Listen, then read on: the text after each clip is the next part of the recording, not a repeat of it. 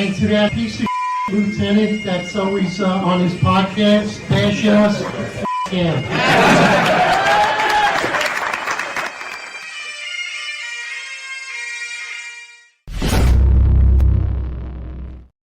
All right, attention to roll call. Sorry about the delay. Having a little technical difficulties. I'll put myself in the book. Take some time, but appreciate everybody being here. Got a lot of topics to get through. Marlon, what's up, brother? Yo, what's up, bro? Good afternoon, everyone. Special time today. Summertime hours, you know? Yeah, but we apologize for that lateness, but things happen, right? But like John said, we got a lot to talk about, and not sure if we're going to be able to fit all of it in here, but we're going to try anyway, Yeah, absolutely. So we just had an inspector get arrested a few hours back. We're definitely going to be talking about that.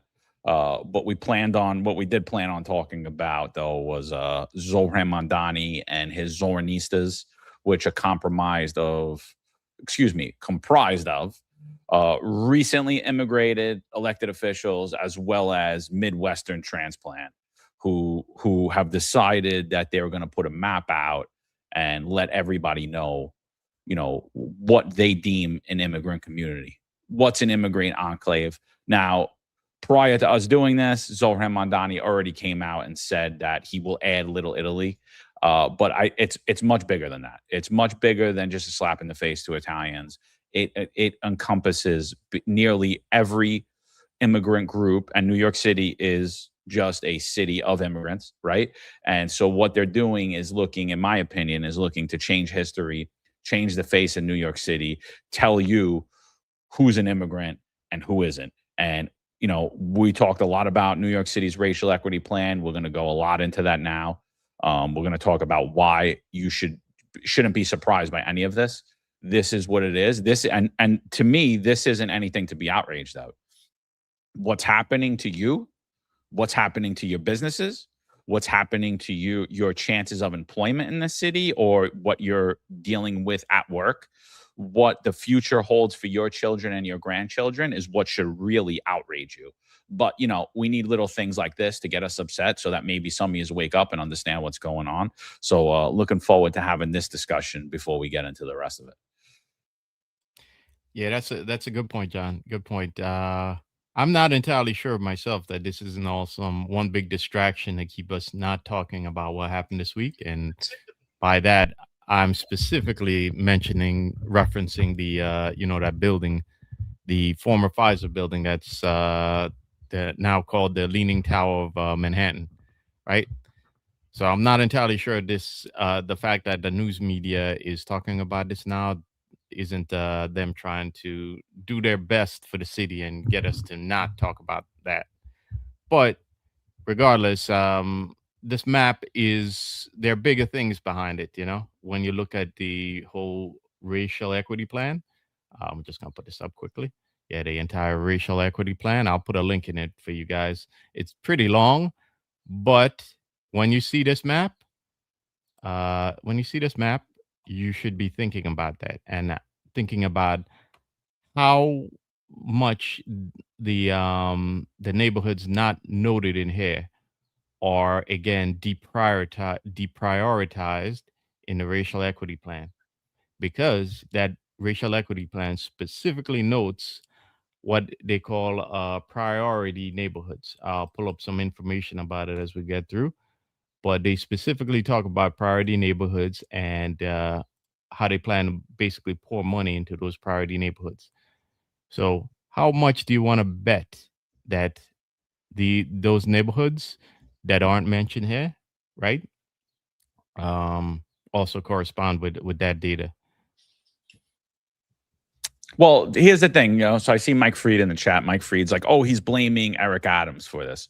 100%, 100% it is on Eric Adams. Eric Adams, the racial equity plan was put together under Eric Adams. After he got indicted, he didn't release it.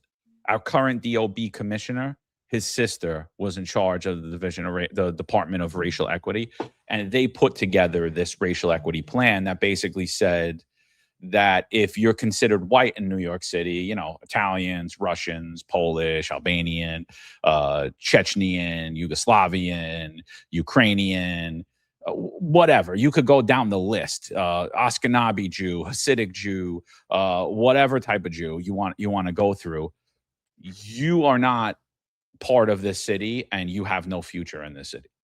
So all of this was put together by Eric Adams. After Eric Adams got indicted, he decided to go from a radical left-wing Trump hater to that he was going to get walked around the yard and hold Trump's pocket. And now he held off on putting this out. So 100% this was Eric Adams' creation. Eric Adams is a devout racist. We've shown that time and time again. Just because now he's marching at the Israeli Day Parade and, you know, doing all of these things to make himself look okay. A lot of you guys buy it because you have a 2-week memory. That's basically what it is. You don't remember who he is. You don't remember that he bodyguarded for Louis Farrakhan. How does Louis Farrakhan feel about the Jewish community? You think Louis Farrakhan invested any money into New York City Token to help fight anti-Semitism? Yeah, I don't think so. So 100%, this is a continuation of de Blasio and Adams, but heavy is the head that wear the crown, and Zohran Mamdani is the mayor, and he went ahead and he pushed through all of this garbage. And like I said, originally upon this being put out, I said, this is excluding anyone they deemed white from doing business in New York City, getting employment in New York City, and you are nowhere to be put in. Like, if you're deemed white, you're gone. And guess what? Dominicans and Puerto Ricans, this map should be real eye-opening for you because you're excluded. Yeah. Any group, I would think any group that's has been upwardly mobile in the last coming decades is going to be excluded here, because, you know, we talked many times about the problems with the city's budget right now, and the fact that the city, you know, they're in a fiscal crunch and they need money, and where are they going to get the money from? You know, a city that also needs, by the way, a steady flow of illegal immigrants to comprise a permanent low class, you know, wage earners, so that you know, expensive hotels and restaurants and whatnot can have their staffing, right? They prefer the illegals. You know, look at the Uber and look at the DoorDash and all those drivers. A lot of them are like you know, immigrants who just came to this country, right? They need the cheap labor. So I would think that all the groups that are going to be excluded are going to be those groups who've, you know, been upwardly mobile since they got here, and, you know, groups that have been here longer. See, the thing is, the Democrats only love you when you just got off the boat, right? When you just got off the boat, you come from a impoverished country and you're desperate for anything, for any chance to make moves in this world. Democrats love you because at that point you need big government. Problem is, after a couple of generations,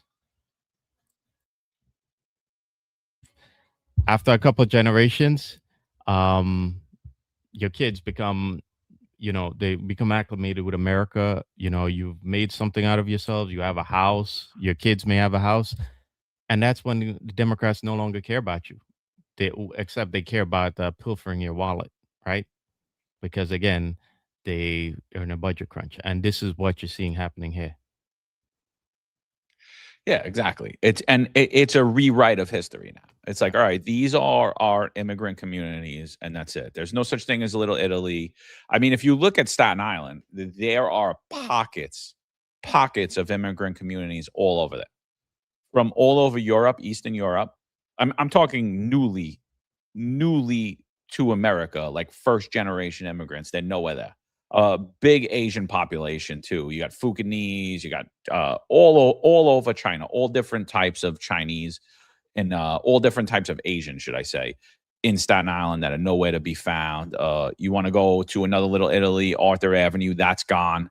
That's not there anymore. There's also a big Albanian population there.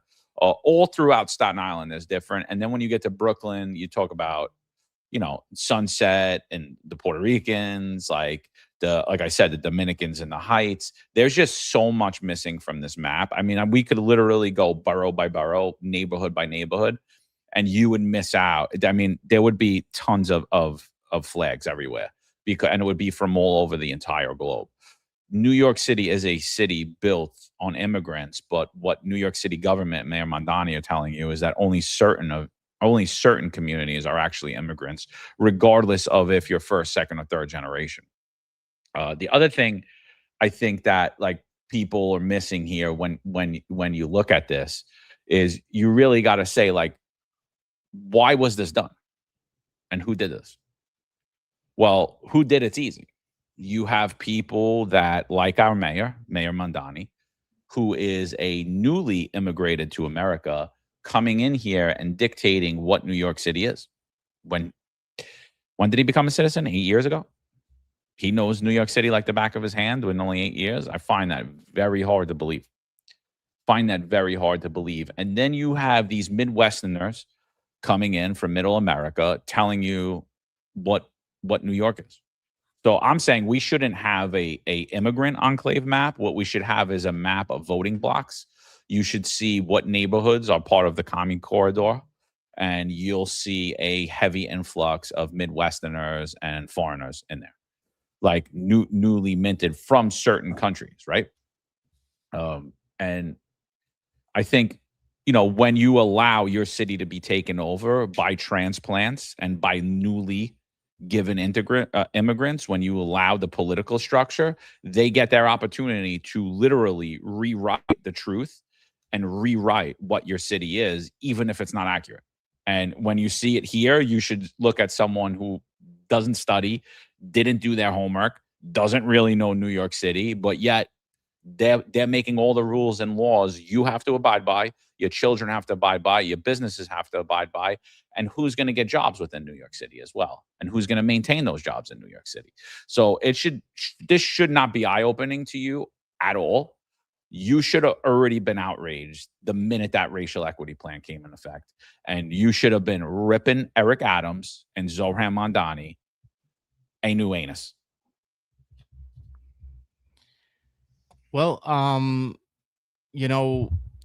the thing is, the reason why I said what I said last go around is because, when you just got off the boat, something to also keep in mind is that when you get off the boat, illegals and new immigrants need less.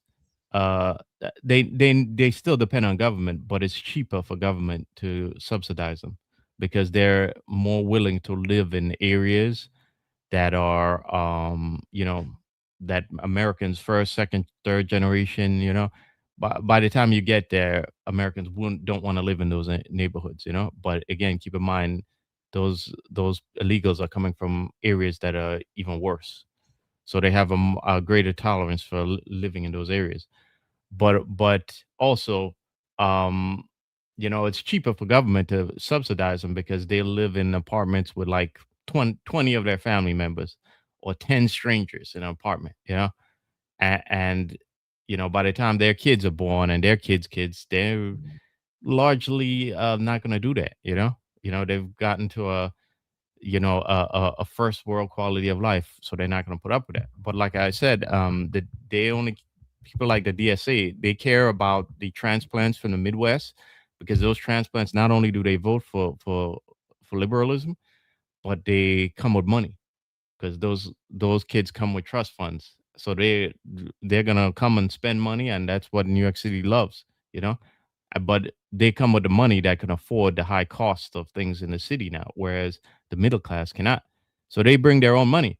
But keep in mind, the services that they want, the higher class, the higher end services need cheap labor to fulfill it.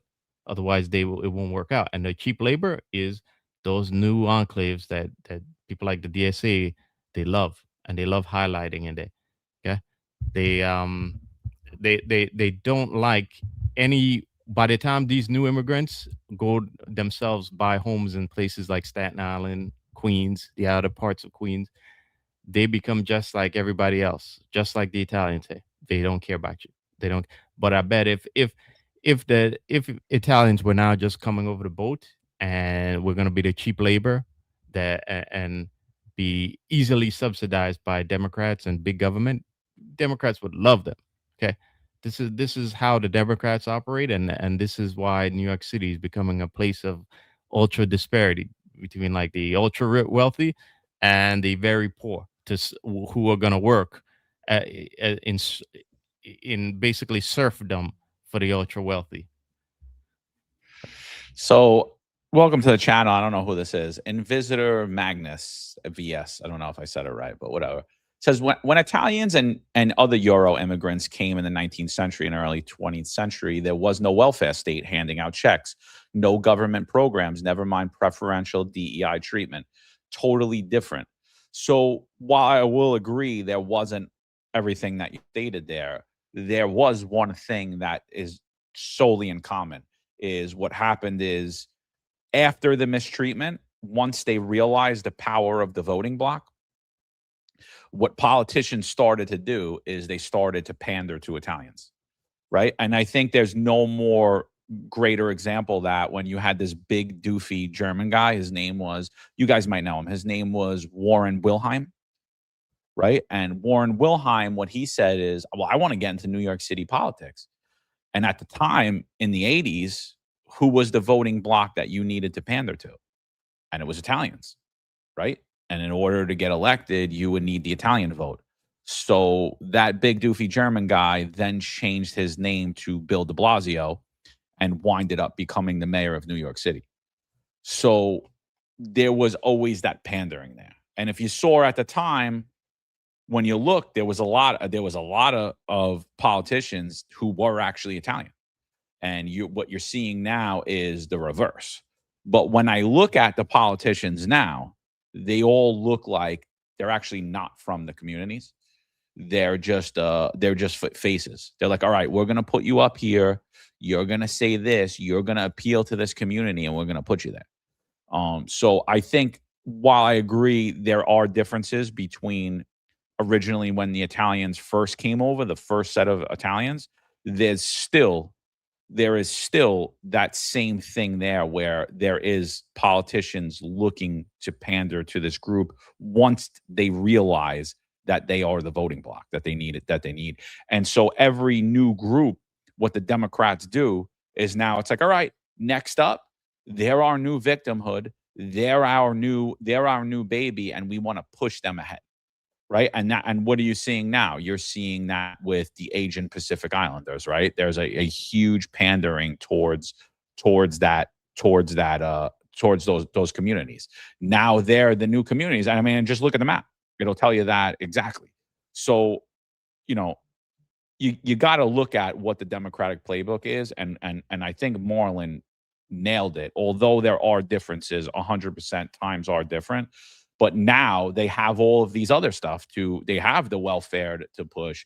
They have, all the jobs to push out there. They have all of these things. They have DEI, all of these things that'll benefit newly arrived illegals and actual immigrants.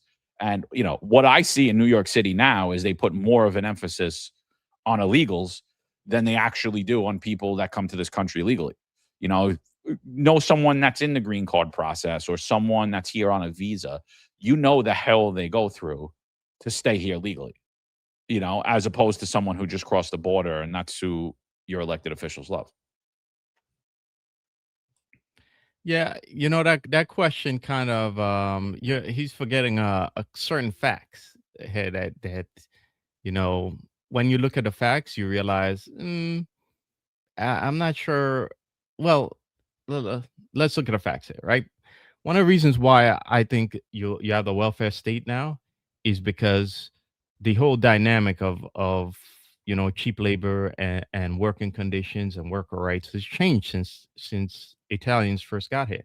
Italians en masse started coming here in the late 1800s. Okay, we were still in the Gilded Age, right? And there are many problems in the Gilded Age, including monopolies, poor working conditions, terrible worker rights. You were basically in serfdom as a worker, right? So why would government need why would they need welfare and all these social services in those conditions when you didn't have rights as a worker. You see, the dynamic has changed where workers have rights, and there's been books that talked about all of this stuff, by the way, including The Jungle by Upton Sinclair. Famous book. I've read it a long time ago when I was in junior high, but it talks about the terrible conditions in those times, especially in like the meat packing factories of the times and mills, right? But basically, because workers gained rights, the the progressives had to shift their model. I need a better mic, Hunter. Hunter thinks I need a better mic. Don't even acknowledge Hunter. Like he's Yeah. he's in the chat to try to get that elicit, like to try to elicit a response. He says things that make no sense. He's either completely out of his mind and is off his medicine, or he's trying to subvert the conversation for somebody. Yeah. I'll go with the latter. I still appreciate you, Hunter, but yeah, I don't get it. But anyway, the point I'm trying to make here is that the progressives needed the big government subsidy, big government welfare and social services, because the dynamic of worker rights changed, and they needed something else to keep the steady flow of cheap migrant labor coming into this country. Yeah, I mean, look, there's a lot of things here, but I gotta be honest. Yeah. Like, I'm gonna push back on my own community right now, and that is the Italian community, because it's like everybody's outraged now. It's like, oh yeah, he's prejudiced against Italians. You believe it this day and age? Like, yeah, I do believe it, because New York City's been prejudiced against you the last 20 years, and you haven't said a goddamn word about it. Not only have they been prejudiced against Italians and others that they consider white, like Europeans and Eastern Europeans, not only have they put in policy that's illegal in this country that violates equal opportunity law, is they literally stopped doing business with you, and none of you had anything to say about it. And they continue to not do business with you, and none of you have anything to say about it. If New York City does any business with you, what it is they pay a third party to come to you to access your business that probably is one of the most competent in construction. And you have to get paid through a minority vendor because we're into redistributing the wealth right now. Eric Adams stepped in, and before he even stepped in, when he made his comment about how he was kicking all those crackers' ass, he went in to say how he was giving Black, minority, and women-owned businesses money off the top. 15% off the top. And I didn't see the Italian Civil Rights League, and I didn't see one Italian person say a fucking thing about it. The only one that I know that said something about it, right fucking here, right? And all you looked at me because you all want to be part of the grift like I was crazy. The whole entire DEI push, the entirety of it, completely illegal, completely violates equal opportunity law. Nobody cares. And look at the power of actually caring, right? Now, again, I'm going to say right now that map was completely incompetent. And I think however you generate that map, people are going to be upset about it. And I don't think it's government's business to do any of this, by the way. I don't think it's government's business to tell us anything about who we are or what we do. Their job, they have certain jobs. That's not one of them. So, but here's the power of the outrage. So you got a fucking map change. Guess what? You still can't do business with the city. More than likely, you won't get a job with New York City. If you do have a job with New York City, good luck getting promoted. Good luck. Good luck maintaining and keeping that job over a career. Good luck to your children and your grandchildren ever doing business with New York City or ever being hired by a New York City agency. But you're going to all cheer because he came out and he said, "Oh, I'm going to add Little Italy to a map." This is what we're outraged about. This is the stuff that we understand. So to me, I'm saying, you know what? You fucking deserve it, all of you. You deserve it because you're morons. Hi, Mr. Mayor. How are you? I'm doing well. How are you? Fine, thank you. Can you please address the controversy that has developed over the city's immigrant enclaves list? Do you believe that there are neighborhoods that were left off that list? And if the city plans to add more, which other neighborhoods do you think should be added? Yeah. So this map was initially created by the prior administration in 2023. And when we inherited it, we added a few additional neighborhoods. It's clearly not an exhaustive list of the more than 200 ethnic communities that call our city home. And we're going to be making additional changes in the future to reflect that. And that includes adding Little Italy to the map. And that includes adding Little Italy to the map. Oh, Little Italy. Yeah. Hi, Mr. Mayor. So, all right, you happy, you dumb Italians? That's what I'm doing for you. Now shut up. And like good little boys and girls, that's exactly what you're going to do. Yeah. I mean, like, seriously, this is what they're upset about, Marlon. Don't hire my kids or my grandkids. Don't do business with my business. Pay somebody to come to my business instead of just paying me and not spending that extra 15 or 20 or 25% on the top, and waste of taxpayer money. Like, nah, we're going to put you on the map. Oh, okay, great. Thank you. Mm-hmm. Yeah. So he's claiming that map came from his predecessor. Sure it did, but you also have a lot of people in your administration from your predecessor. You're also carrying out certain initiatives that were started by your predecessor, like the whole racial equity BS, right?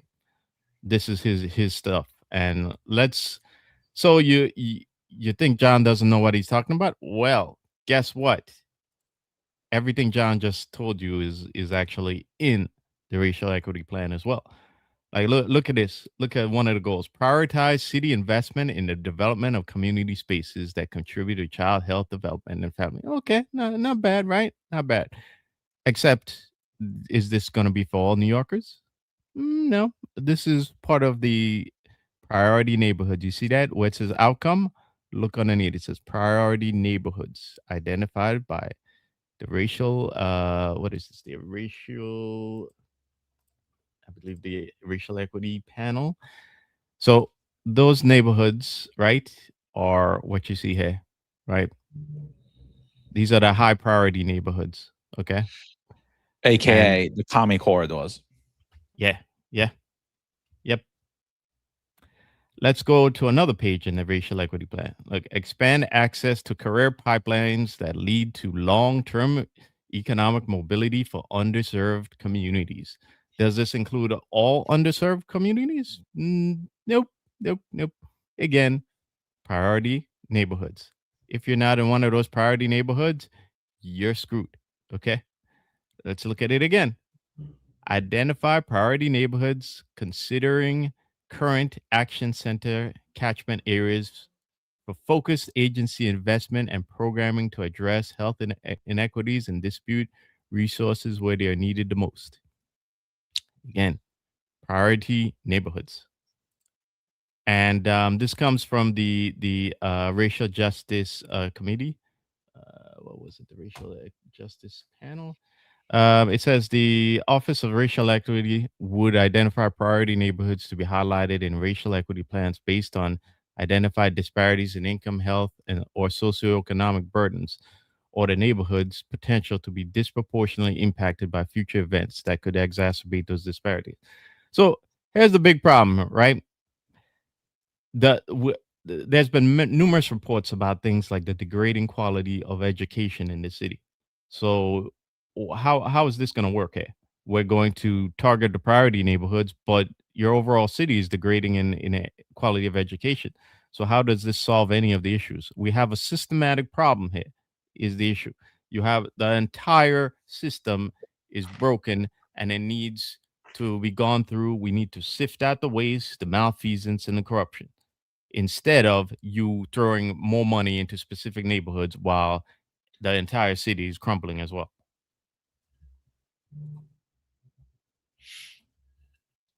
Look, here's the other thing that annoys the hell out of me. When you go through racial equity, right? You go through the racial equity program and they can the racial equity plan. And again, I see all you guys in the chat, Mamdani.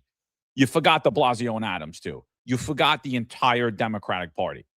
Every single Democrat politician, every single one. I'll give you two exceptions. Bob Holden, Phil Wong.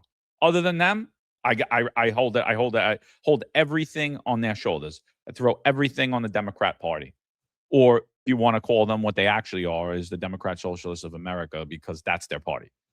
So when you go through that racial equity program, this has all been happening for the last 15 years in New York City, and no one said a word about it. When they say the word underserved communities, if you really did a deep dive and you looked at those underserved communities, what you'll find out is they're actually the overserved communities, the incompetently overserved communities.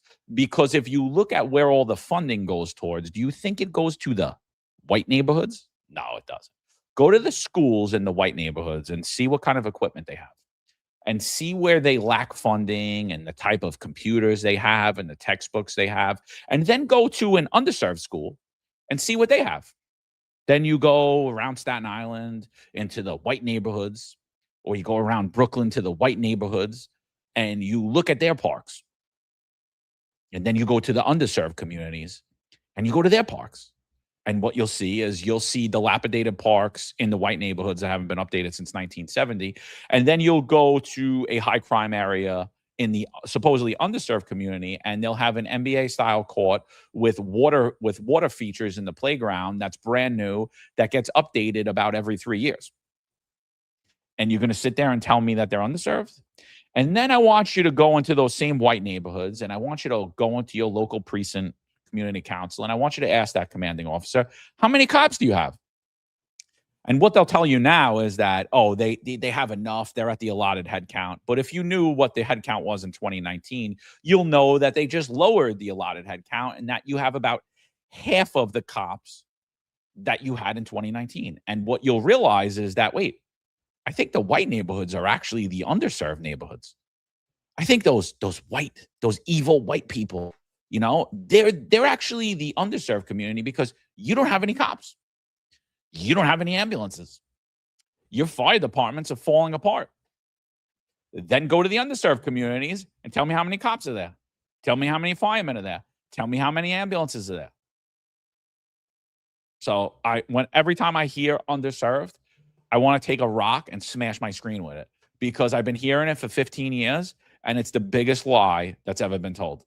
Overserved incompetently. And listen, I'm not knocking the black community at all.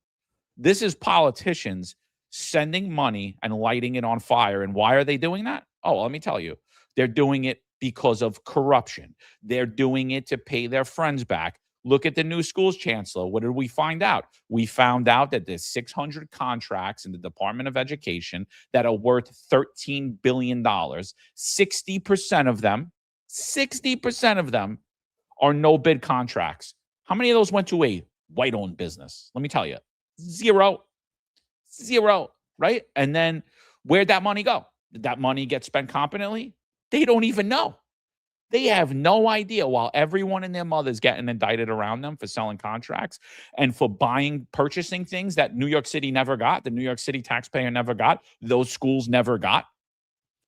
The DOE chancellor can't even hand over the documents on city council, because that's how either incompetent they are or intentionally incompetent they are, because they want to distance themselves from when the indictments come down. And the same thing goes for the migrant shelters, and the same thing goes for the homeless shelters. And this is a racket that's been happening for years and years and years. And everyone in the political structure in New York City, not everyone, but the overwhelming majority, are in on it. New York City is systemically corrupt, and it's systemically corrupt from the top. Yeah, it's third world politics. It's like in a third world where the party in charge takes care of their their particular tribe, and all the others, everybody else lives in filth and poverty, and degraded quality of life.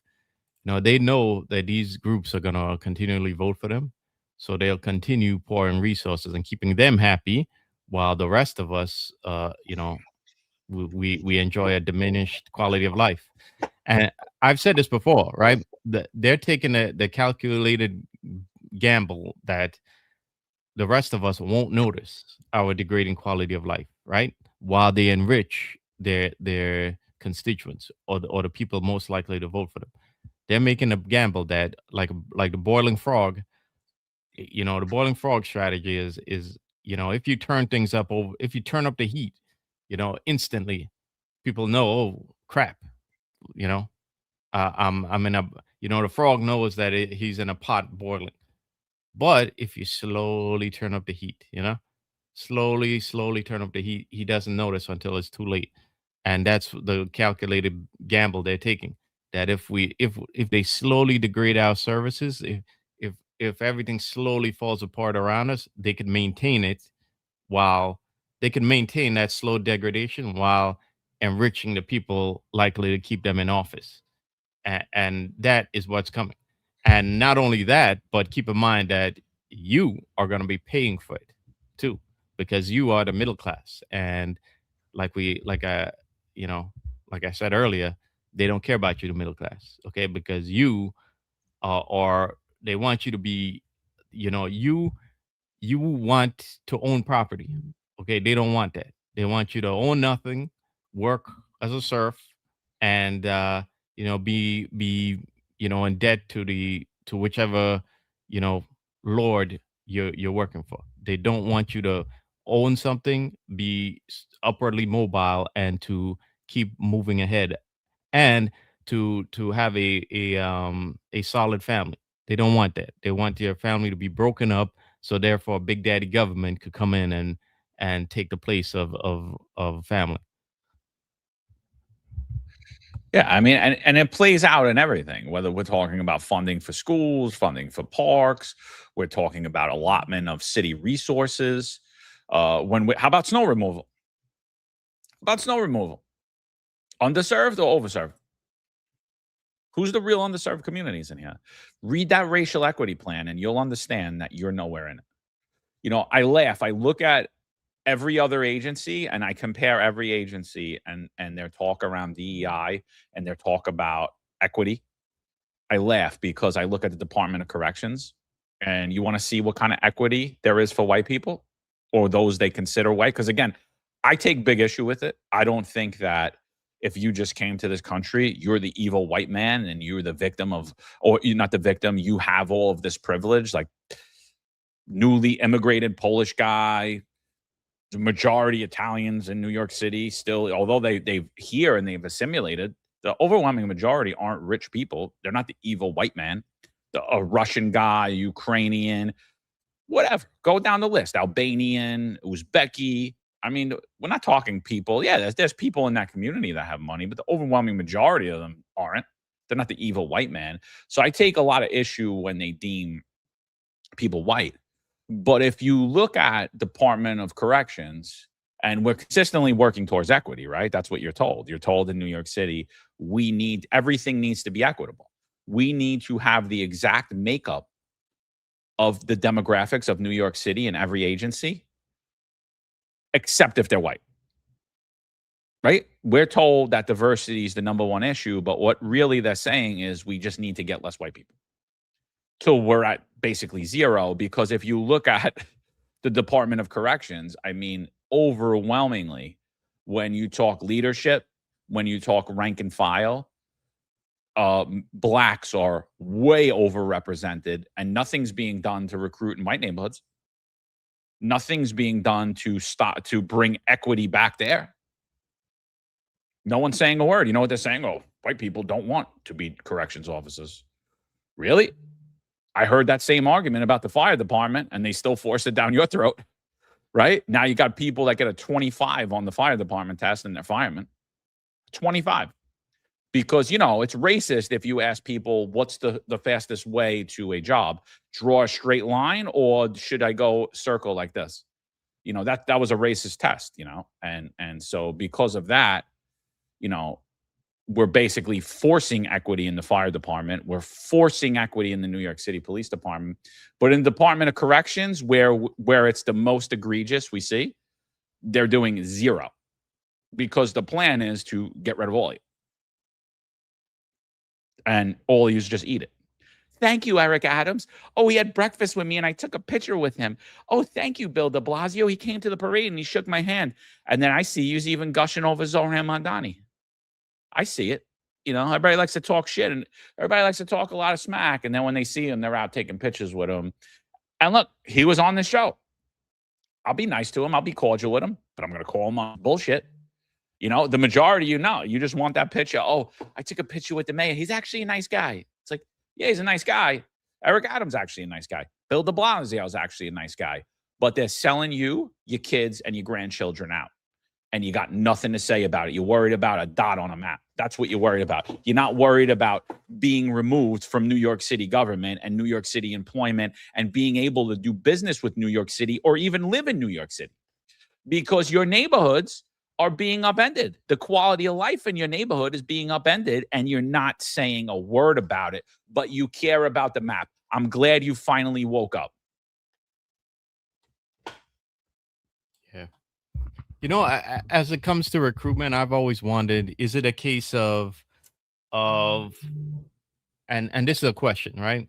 Is it a case of recruitment not being there in places like Staten Island, or is it a case of meaning that, like, in places like Staten Island where there's a lot of like cops, we know a lot of city workers live there, but they own their own homes, you know? I think they I think in situations like that, a lot of their relatives who work for the certain agencies might have warned them, hey, don't work here. You don't want to join this. You don't want to come on, bro. Is it a case of that, or is it a case of the department of the city just throwing up its hands and saying, oh, well, you know, when we need to aim for the people who aren't aware of what's going on, who are low information, who are also likely low information, more than likely to that they have a lower threshold for quality of life degradation.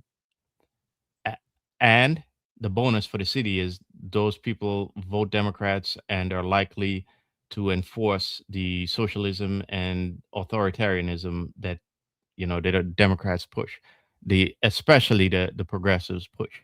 We know the right does it too. So, But look, but to me, it's less about how they view it, and it's more about the fact they're telling you that they need to hit equity. Right now, there is a huge push to get Asian females into the New York City Police Department. Like, there's a huge push. And by the way, I was in New York City all last month. What do I see? Girls, girls, girls, girls, girls, girls, girls. 30 for 30 movement. Has it made New York City safer? Do you feel safer when you call 911, or do you feel less safe when you call 911? And traditionally, when you look at culturally Asian females, they traditionally don't want to be cops. Now, are there outliers? Yeah, of course. And there's some good Asian cops too, women cops. But for the most part, as a whole, they don't want to be cops. So what is New York City doing? They're going to spend millions of dollars and put all of their recruitment efforts towards doing that. So why don't they do it when it comes to white people? I'll tell you why they don't do it. Because you didn't read New York City's racial equity plan. You didn't read any of the documents in diversity, equity, inclusion. You don't care that all of this stuff is completely illegal and it violates equal opportunity law because you're too busy doing everything else, not worrying about it. Like, nah, I don't get involved in politics, bro. Don't worry about it. Then when you're done paying for your kids $500,000 worth of school and they can't get a job, you're going to be like, wait a minute, what's going on here, Mo? What's going on here? What's going on here? You're asleep at the wheel. That's what's going on here. You're not paying attention to any of it. You're not paying attention. When you say it's about equity, show me the equity. Why is there no equity in the Department of Corrections? Why is New York City government not putting tax dollars and putting all of their recruitment effort towards hiring male whites? That's it. It's as simple as that. It's a highlight on the fact that they're liars. Donahue brings it up here. Another neighborhood, Woodlawn in the Bronx. Anybody that knows Woodlawn in the Bronx, it's Irish people, not just second and third generation, first generation Irish people with brogues walking around. They weren't on that map. They weren't on that map either. You know why? Because nobody cares. You're out. You're an evil white man. That's it. You came here. The Irish, just like the Italians and just like every other group that came here early on, got treated like garbage, were left out of New York City government, and then became pandered to, and now they're being kicked to the curb and left out, and nobody's saying a word. nobody's saying a word. And Donahue says it here. And the 47 complaints from residents in the Woodlawn fell on deaf ears as the precinct CO and special ops would tell taxpayers, sorry, the precinct has more pressing concerns in other sectors. Yeah, because guess what, Pat? Even though you guys pay a lot of tax money, you're gonna get less services because you know what? Traditionally, you guys keep your neighborhood clean, so you guys don't need as many cops here. Traditionally, there's less crime here, so when you call 911, chances are we're probably not coming. Yeah, good point. Good point. Yeah, yeah. You've made something for yourself, so they don't need you anymore. But I did a quick search on this just out of curiosity, and I always say that the ultimate vote is to vote with your feet, right? So I find this very curious. The long term flight of Italians from New York City.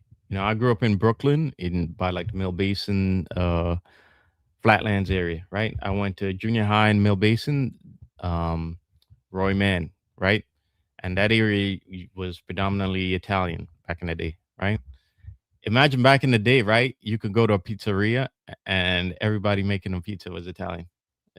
Just pointed that out. But it was a very Italian neighborhood, completely Italian, and now it's not. There are still some Italians, but up by Mill Basin, but a lot of them have left. And especially when you go further south into like Flatlands, But I thought this statistics was very, very curious.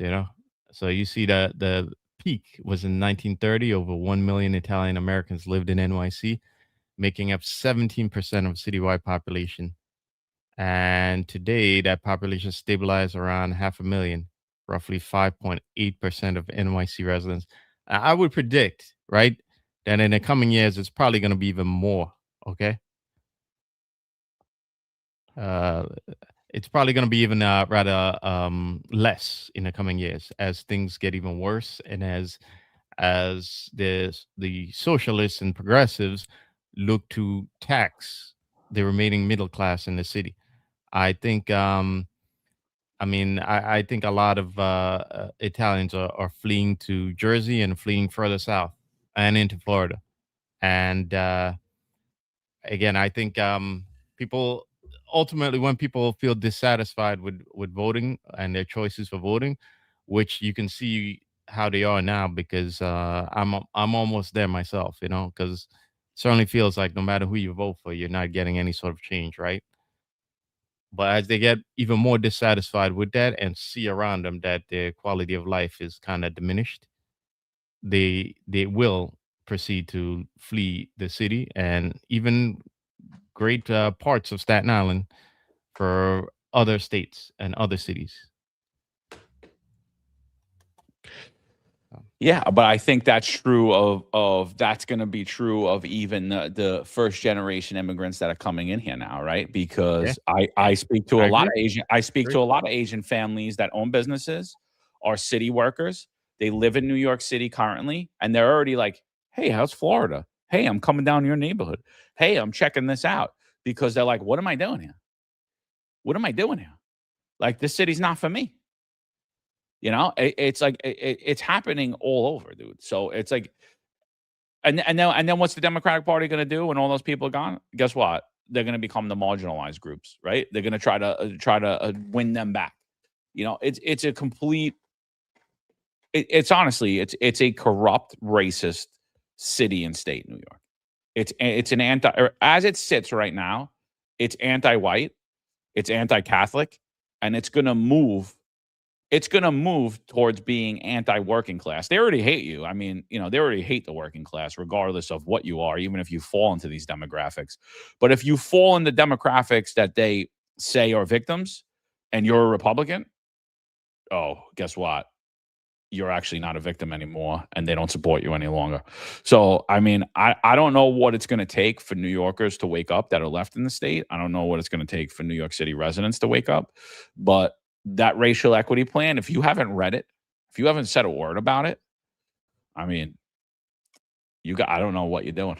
I really don't. You're paying a lot of money into that city. They serve you. And currently, they're telling you, we're going to take your money and we're going to do nothing for you. Actually, we're going to harm you as much as we can.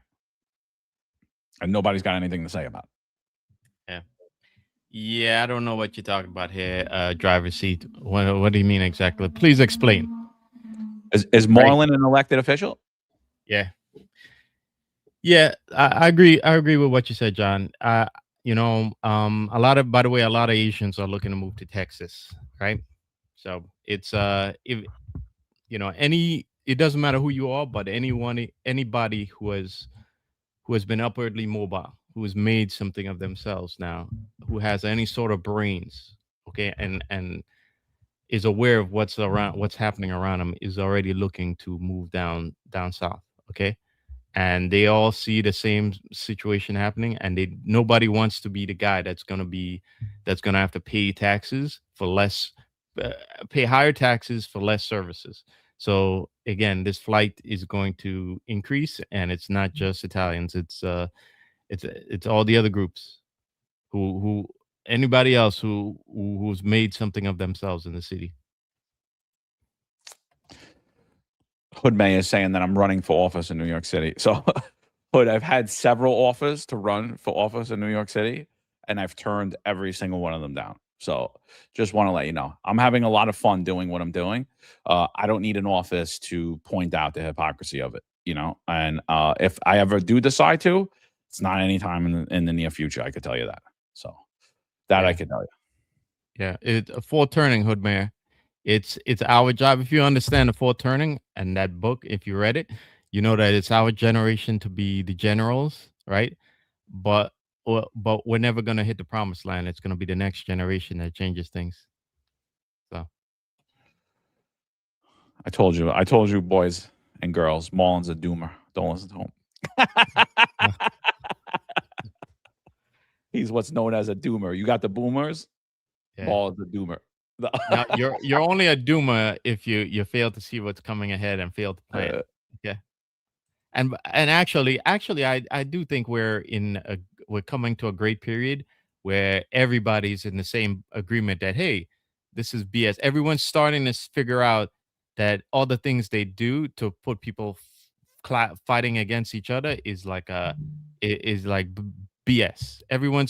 The BS is so clear right now that everybody's starting to see it and starting to wake up. So I actually do think we're in a great period of time.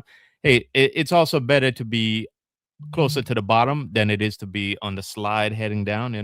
I'd rather be closer to the bottom. Let's get it over with so we could go back up and fix things. True. So anything else on this topic before we get off it? I think we kind of nailed it. I mean, look, there's everything, like I consistently say, everything comes down to politics. The political structure in New York City currently hates white people, not just Italians, not just Jews. They hate you all. Anyone that they consider white. And guess what? Puerto Ricans, Dominicans, you're next. Asians, you're there. Like it's like Middle Eastern's the flavor, right? Like the Middle Eastern, that's the flavor of the day. They love you now unless you vote Republican, unless you start to come out. In 5 to 7 years, the Democratic Party won't love you anymore. They'll find somebody else. It's just what it is. And nobody, Frank Brady said the DSA hates whiteness. I'm going to say it's the entire Democratic Party. I'm no longer piecemealing them out into progressives, into socialists, into communists, into Nazis. They are exactly what they are. They're Democrats. That's what it is. That's what they are. Hitler was a Democrat, just in case no one knows. The KKK, Democrats. Who supported slavery? Democrats. And you know me. I'm not a big Republican cuck. I call them cowards all day long, and I call out their corruption all day long. But the facts are the facts. The Democratic Party is horrendous. Yeah, facts. Asians, you're already considered white. Okay. Next up, or you Dominicans and Hispanics, you're next. Okay. You've been doing too well. You need to go back into the ghetto and go back under big daddy government for them to care about you again. Okay. So Too funny, man. So funny. But yeah, I think so I'm glad that a lot of you guys woke up. Very short-lived though. You'll go right back to sleep immediately. Mamdani said that he's gonna put Little Italy back on the map and all of that. The Italians cheered, they won, and they're right back to sleep again. He lulled you right back to sleep. You're like, oh yeah, it's okay, yeah. I'm Italian, bro. Your ancestors would be rolling in their grave if they lived through the last 10 years. And they probably are saying, that's my grandson? That's my son? On his knees? Let himself get stuck with 2 needles? That's my kid? You know, I look around at the Italians now and I'm like, these ain't the Romans that conquered the world. I'll tell you that. It ain't them. It ain't them. We fell off, man. We fell off.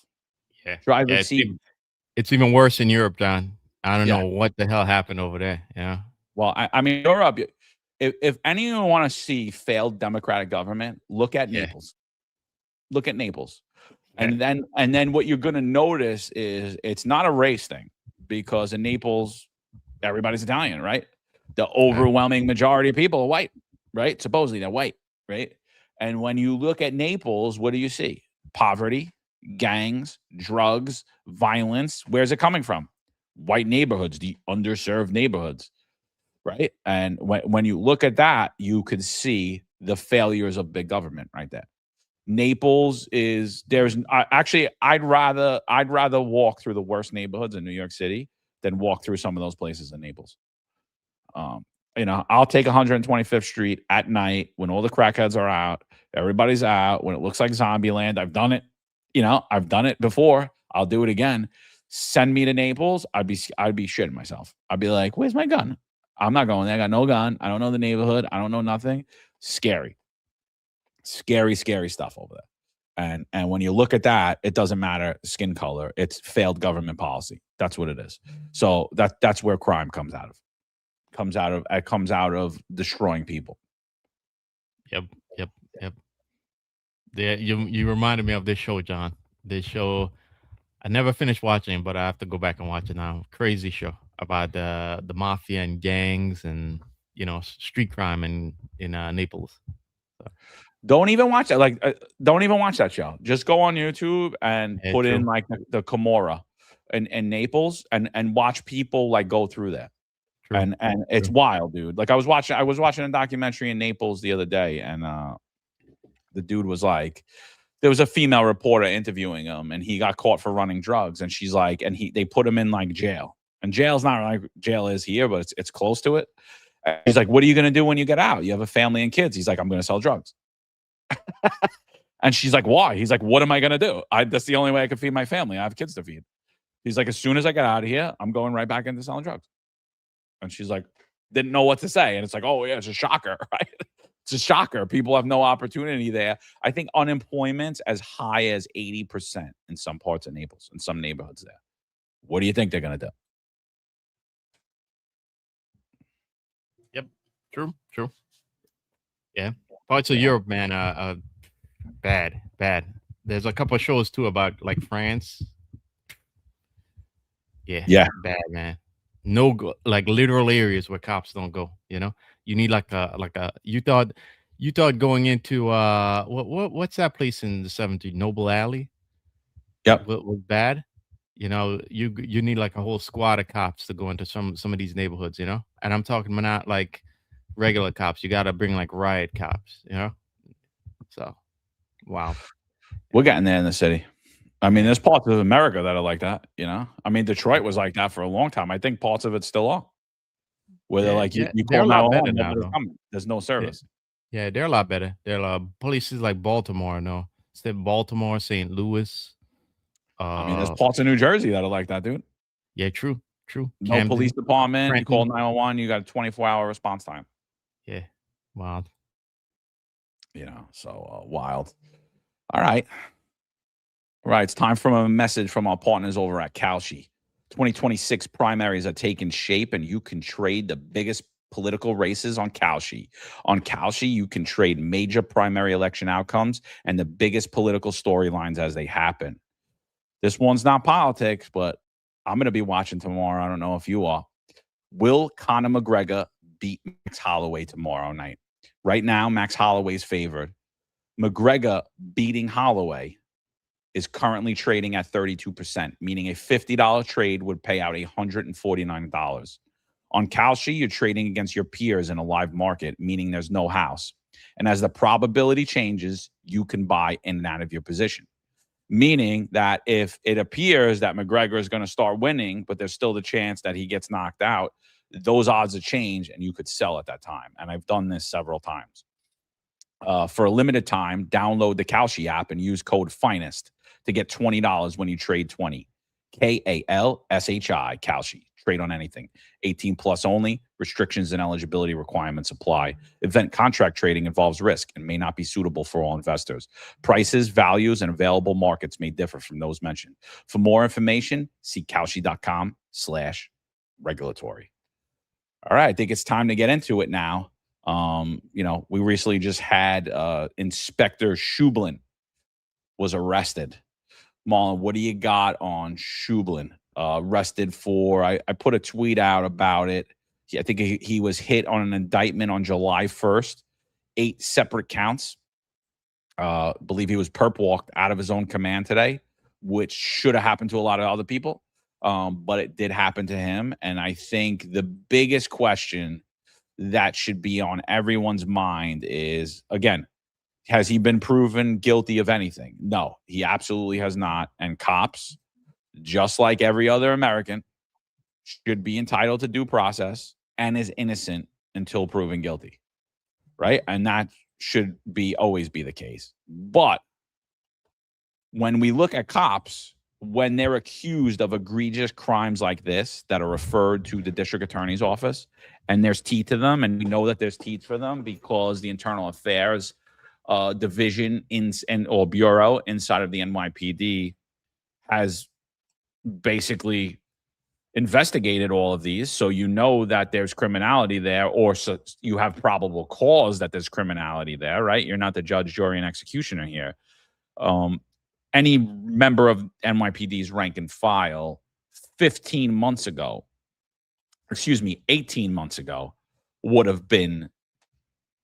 would have been immediately stripped of their badge and gun and put on at least a modified assignment pending the results of this investigation. This occurred, the allegation started under Jessica Tisch, and now he's indicted and arrested still under Jessica Tisch. And you got to ask, what is Internal Affairs IB Group 1 doing? And while we've showed you what they do, they subvert investigations. And it looks like this same thing was happening here, but it got too big. And honestly, I'd be questioning what the hell took Darcel Clark so long to draw this up as well. Because supposedly there's a little connection there too. And what I'm saying is, is he entitled to due process? Yeah. Has he been found guilty of anything? No. But these are serious allegations. Why was he not stripped of his badge and his gun 18 months ago? And then it took attorney John Scola to basically raise the flag, send all this stuff out, and basically push this information out in the media and push it towards the DOJ and say, what the hell is going on here? And then 15 months later, Shublin gets modified assignment. And so anyone that knows anything about the NYPD knows that this isn't right. Either Internal Affairs is completely incompetent along with the NYPD police commissioner, or there was an intentional subversion of these allegations. I'm going to go with the latter. Yeah. Yeah. Well, for a fact that there's been accusations in there in the documents that now let me see again, that he threatened her. So I'll put a link in here, guys. What I'm showing you is the documents from Scola that originally came out in I think March of this year. Anyway, the accusations are that Shublin, who was arrested, today, like John said, that he tried to force himself on this cop, and she rejected him. And after that point, he basically he boxed her in and then pushed her down and then tried to get on top of her while unbuckling her belt. And it says that he was forcibly kissing and groping her until she managed to kick him in the groin and flee his office. And it's also stated that he basically threatened her. Okay, and he changed her assignment. He put her on a midnight tour and told her that the last person that made accusations against him, things didn't turn out well for him. I don't know the details of if he had prior accusations or not. Something I'll have to look into. But she dropped the complaint to Internal Affairs in January. You can see on here. She went to Internal Affairs in January of 2025, and Shubin was he was basically kept at his position until this year, where he was moved to the borough. But as noted here, the transfer to the borough itself wasn't exactly a punishment, because while at the borough, he has a greater reach. This is from Scholar. It says the plaintiff is forced to work within the same NYPD organizational structure as the inspector. Although Shubin was transferred from the 4-6 precinct in January 2026, he was transferred to Patrol Bureau Bronx, the borough command that directly oversees the 4-6, among other precincts. This was not a demotion or a separation. It was a lateral move that extended his institutional reach. Okay. So he wasn't modified until this year. I believe it was March of this year. I just put up an article about it. Yeah, I believe it was March of this year. So yeah, how many times have we seen this in the NYPD where there are allegations that are brought forth about chiefs or inspectors or white shirts, and very little is done about it.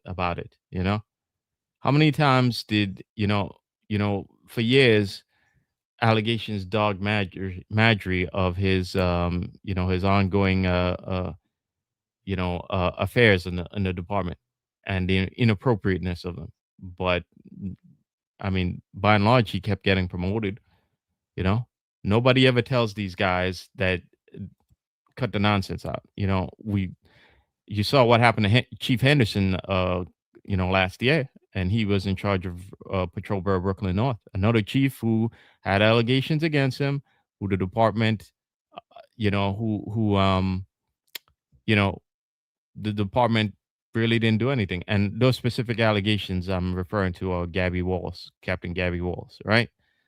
How many times do these guys get themselves in trouble and the department just, admit they have that white shirt immunity that prevents them from seeing the same sort of repercussions that if you, the blue shirt peasant, or if you, the lowly lieutenant, who does this, or captain who's not connected does this, you get kicked to the wolves. Yeah, so he was indicted and arrested for 8 charges: attempted rape in the first, sexual abuse in the first, assault in the second and third degree, unlawful imprisonment, forcible touching, official misconduct, obstructing governmental administration.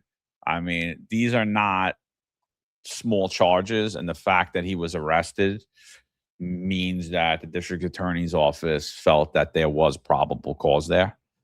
And again, I just got to say, like, where the hell, what was Internal Affairs Bureau doing? Who made the decision not to modify him? Whose decision was that? Because traditionally he would have been modified. So, I mean, like, I want to know those questions. What took 15 months? What took Scola to have to go out and do that? I mean, and look, I'm saying right now, the guy could be completely innocent of all of these. These are just allegations. And just because the district attorney felt they had probable cause, we've seen a lot of times the district attorney felt they had probable cause and they locked up cops and the cops got off because they didn't have probable cause. So I'm still saying these are still allegations. They're still allegations. But to protect the department, to protect the witnesses, to protect Shublin from himself, should have been modified. Should have been stripped of his badge and his gun, pending, he still gets paid. He's on modified assignment, pending the outcome of these serious allegations. These allegations came out I believe it was 2 days after Marjorie too left the department. It was right after too. So I don't know, man. I got to sit there. And again, I got to sit there and I'm saying, I think that Group 1 intentionally subverted this investigation the same way. And it had to go with higher authority, with whoever's in charge of internal affairs. And it had to be the police commissioner had to know what the hell's going on when you're having rape allegations, attempted rape allegations against an NYPD inspector. Same way what they did with our case, where we had an NYPD sergeant threatening the life of our kids and they let him retire and they never arrested him, even though they found him guilty of aggravated harassment, but said that it's not a crime. And then their head of DCPI wanted to know what the crime was. The crime was what you investigated and found it to be, substantiated on. And then the same way the chief of internal affairs just went to high-ranking officials and just asked them, hey, you didn't do this, did you? And they're like, nah. And he's like, oh, okay, yeah, close out that investigation part. And there was never a real investigation done. And the people that said that they had meetings about all of these things were never investigated or asked questions about it. Same way, I'm saying something's not right here either. Something's not right here, and everyone should be jumping up and down about it.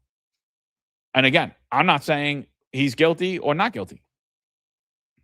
I hope that these allegations are false, to be truthful with you, because if they're not, it's really serious and it's disgusting. And if they're not, I think he should go to jail for a lot longer than everybody else goes to jail for. Well, I think there's two conversations here. Yeah, these are just allegations, right? And everyone is innocent until proven guilty. Okay, but the problem here is that if that happens to you, the peasant blue shirt, what would the department do? There are consequences for just those mere allegations. Okay, and that same justice is different from what happens here to somebody like Shubin and other people like Henderson, like Marjorie, like the improprieties that Rule Stephenson did. His numerous. Who else we got here? I'm running out of names. Oh, Tim Pearson and all that. The problem is there are a different set of rules for the higher ups than there are for you, the blue shirt presence.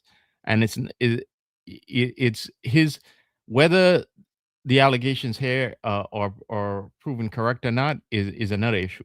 The issue that we need to focus on is the fact that there's a different system of justice here and different system of rules and a different set of expectations of discipline and behavior on the job. And I keep saying it, there needs to be something that comes from above and lets these chiefs and inspectors and white shirts know that you have, just because you're now wearing that white shirt doesn't mean the rules don't apply to you, and doesn't mean that the inappropriate behavior you can commit on the job that would normally have gotten you in trouble as a blue shirt. It's not okay just because you're now an inspector or a chief. It's just not, because regardless of whether these allegations are proven correct or regardless of if anything happens to him here, it's still an embarrassment to the NYPD, and it makes us look like a high school, like an undisciplined bunch of high schoolers, okay, instead of a professional law enforcement agency. Instead of being the leader of law enforcement in the country, we look like a JV league team, okay? I think worse than that, dude. Honestly, I think worse than that. You know, we look like a criminal enterprise is what we look like. You know, it's really Agreed. sad, dude. Agreed. Really Agreed. sad. Another cop in the legal bureau also accused of rape for raping a minor and his family. And put those two cases side by side. Put those two cases side by side. Do we know that the cop's guilty? No. He was indicted for rape, same way as Shublin was. See the process of that case, the speed of that case versus the speed of this case. What happened to that cop as a result versus Shublin? And what are you going to see? You're going to see that there were two different routes of investigation. There were two different time frames. There were two different courses of action by the New York City Police Department and by the Internal Affairs Bureau. And the question's got to be, why?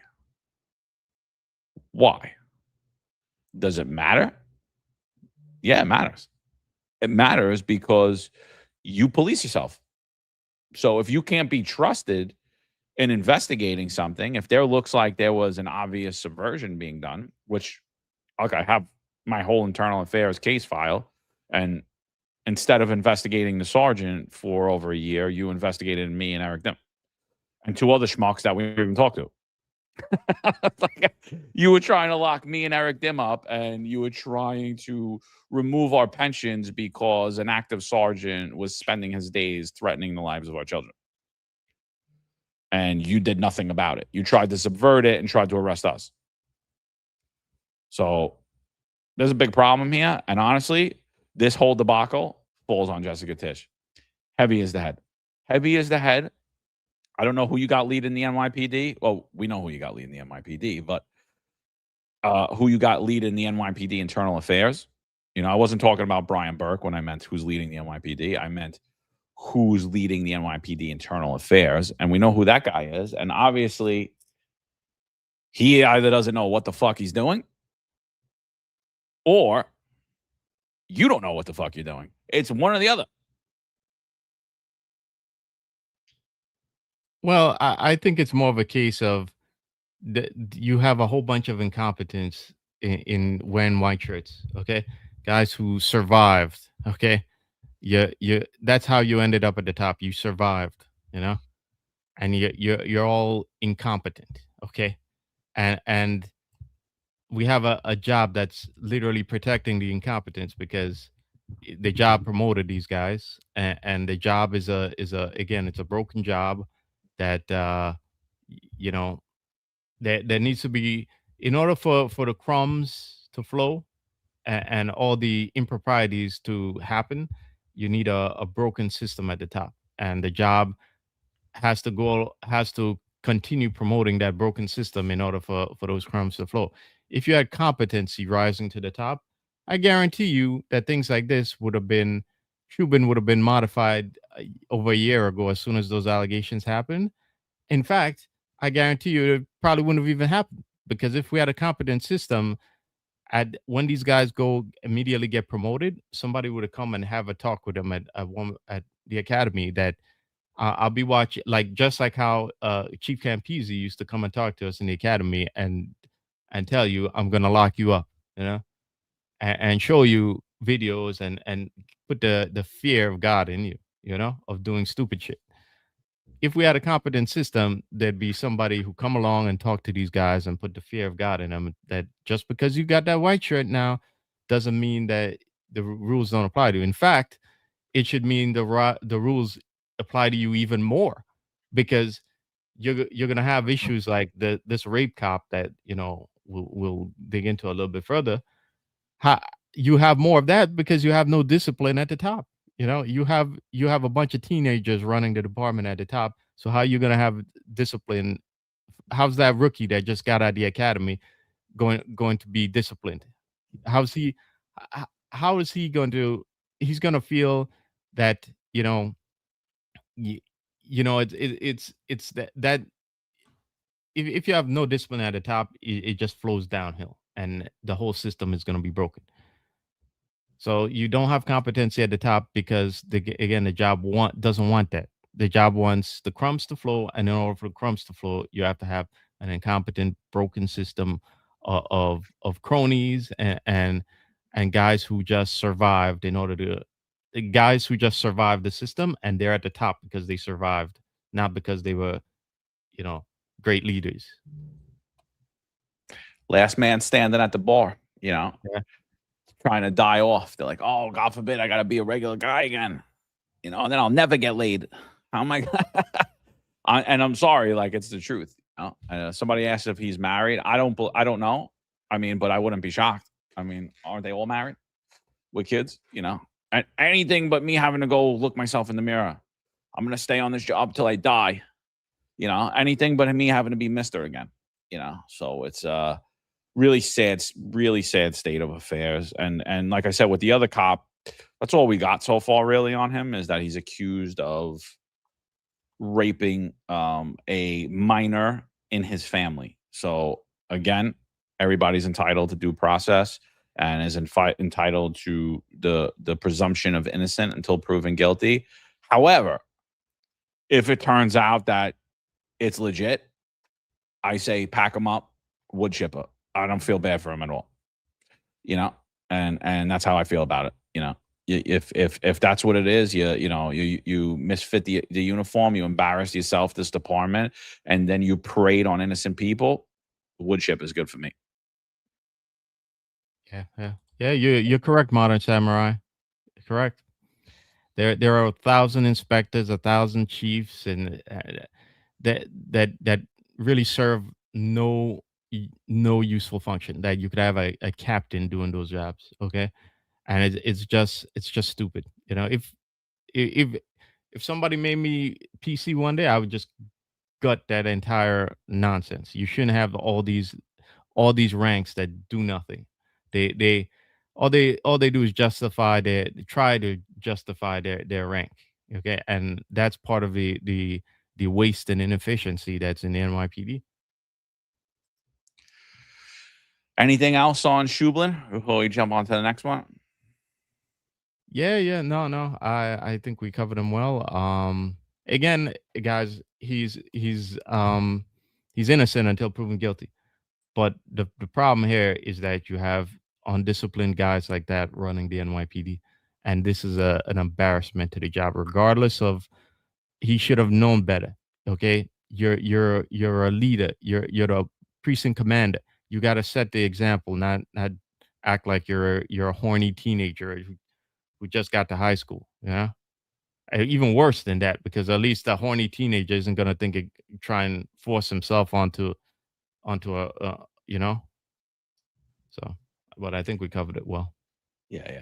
You're in a workplace setting. You're not out at a club flirting with a girl, and you're a boss. Worse than that. And you're a boss. So it's presumed any type of interaction is going to be like that. There can't be consent between a supervisor and a subordinate. So by law, so you're a moron. Like you're really just putting your career up there. So, I mean, like I said, I just kept the real good my entire career. I just didn't sleep with cops. It wasn't hard. There's plenty of girls out there in the world, I could like them. I could think that they're good looking. I don't want them in my office alone. I don't want the door closed. I don't want to flirt with them. I don't want to have sex with them. I'm scared of them. And that's how you should be. And if you're not, you're stupid. So Word. and for you white shirts that think you got better looking as a 50-year-old man with your belly hanging over your pants, and you look terrible in a bathing suit, and you probably haven't worked out since the academy, guess what? You didn't. You're uglier than you ever been. These girls don't like you. So smarten up. Go home to your wife, bro. And if you got that much of a desire, figure it out, dude. I don't know. Use your hand. Smarten up. If you're a white shirt and all of a sudden these women are coming on to you, be smart, bro. You got to be like Mike Pence, okay? Got to be like Mike Pence. And if you want to date them, transfer them, okay? Somebody got to get transferred. Don't be stupid, because regardless of the allegations being true or not, it's still going to be an embarrassment, and there's still consequences that you should face for putting yourself in that situation, just like all the blue shirts would have to face if they did it. And we don't, it's not the difference between this and I'm not sure about a comparison to the club because you're not. What are you gonna rape women in the club? Just because they No. smile at But you? what I'm Yeah. saying is, like, you're out in a No, I club, get you're what you're looking saying, for John. I'm girls, just saying. and there's girls there. Like, there's girls there that are out there looking for guys. So you're flirting. Yeah. It's a totally different scenario than you're a supervisor at work, and now you're flirting with this girl at work. You're a moron. There's no place for that. It's a totally Yeah, different yeah. setting. There's no place for True, this at work. true. Yeah, And honestly, absolutely. if this was any corporation, they'd be fired for the allegation. Oh, wait, Absolutely. you had her in your office and you did what? Yeah, you fired. Absolutely. Like, you know what I mean? Like, Yeah. Think how bonkers this is that the job has the 30 for 30 initiative going. Right? We know that's misguided, right? But they want 30% of the force to be women. You have this going on simultaneously as the 30 for 30 initiative. Okay. Which tells me that the 30 for 30 initiative really isn't about getting women into the job. You don't care. Okay. It's really about filling seats with people with the agenda, with people that work for the agenda. It's not about actually getting competent women onto the job, because if you want a competent women police officers on the job, when they see things like this, right? Do you think they're more likely to come on the job or less likely? I can guarantee you they're less likely to want to come into an environment like this where when they report something, they get retaliated against. Okay. So Mon Samurai says, well, think about it, John. You're given the keys to the kingdom. You're given an office. You're given a car that you don't have to pay gas, and a phone that you don't have to pay the bill. I had all those things. I had a really nice office in One Police Plaza, very big too, bigger than probably some inspectors. I had a very nice take-home car that I didn't pay for either. I had a cell phone. When I pulled up to One Police Plaza, everybody saluted me. Girls smiled at me. Men smiled at me. Everybody liked me. I was good, right? I could do something for you, right? But that you should understand, with great power comes great responsibility. Like, so I'm not forgiving you because you're given all these things and people are throwing themselves at you. It's the same for celebrities, right? I think Eminem put it best in one of his songs. He said, "You could smell the lawsuit soon as I waltz in the room," right? And that's basically, when you're an NYPD cop, that is your life, male or female. Everybody around you could smell the lawsuit as soon as you waltz in the room. You got to be smarter than that. How many times was I out on a detail as a cop, as a sergeant, as a lieutenant, and I'm out there and there's tourists sticking their numbers in my pocket, and I'm like, I'm good, thanks. Or there's just women rolling up to you at a red light, throwing their number in the car. Like, it's like, are you going to act on it? How many times did when I got promoted, there were interactions when I was a cop, but what about when I got promoted and these girls are coming out of the woodworks, and I'm like, I didn't get better looking. You know what I mean? I didn't get better looking. Like, and I don't want nothing to do with this. Even if I think the girl's attractive, I don't want anything to do with this. And by the way, at that point in my career, I'm married with kids. You know what I mean? Like, what am I doing? I'm gonna ruin my marriage. I'm gonna ruin my kid's life because I'm horny. I can't control myself because some girl smiled at me. Some pretty girl smiled at me. That's all it takes. That's all it takes to throw my life down the toilet bowl is a pretty girl smile at me or flirt with me. Sorry, like I'm good. I'm good. You got to be smarter than that. You got to be disciplined. If you can't be trusted to do that, I guess what else you can't be trusted to do. You can't be trusted not to take money when it gets thrown on your lap. You can't be trusted not to take bribes when it gets thrown in your lap. You can't be trusted not to do the wrong thing when there's pressure put on you. You can't be trusted to do anything. You can't even control yourself. You can't even control yourself. And yet you're an inspector in charge of thousands of cops? No, absolutely not. Absolutely not. So yeah. And you know what's crazy? It says that he offered her various positions, like the FIO, like a position in the FIO's office, if she stayed quiet. Yeah. Which is ridiculous, which is ridiculous. And this is why I say you have idiots running at the top. This guy's a moron, because any real commander would know you're not just going to throw anybody in there. But what, you think you're going to throw somebody in there and it won't affect it just won't affect things like the basic dynamics in that office, when guys see somebody who didn't work their way to that office while they had to like bust their ass and spend all their time in the precinct to eventually work their way into that office. So it's ridiculous, Yeah, but you're under the assumption that these guys actually care about police work and the job. That's where you would be Yeah, mistaken. true. Because I would insist that the last 4 years there were some lackeys that they had around them that actually were competent, hardworking guys, but the overwhelming majority of the upper echelon of the NYPD gives zero shit about the NYPD. They have no idea what's happening in New York City, in politics, in the NYPD. Zero. Completely clueless. You know what their main concerns were? Who's got the bigger Christmas party? Who's getting bribed from this contract or that contract? How much money they're getting? Who's driving what? What watch they're wearing? Like, they care about everything else. What celebrity they met and they're hanging out with. Like, they could care less. Or what business owner or billionaire. They could care less about police work. That's the problem. Public safety in New York City, I've been saying it for a long time, became a grift. It's still a grift today. It's probably a worse grift than it's ever been today. So speaking of grift, I think this is a good segue into it. So, I know I've been picking on Scott Monroe a little bit, but he just keeps doing things for us to pick on. Annual awards dinner coming out Thursday, October 8th. Who's the people of the year? John and Margot Katzimatidis.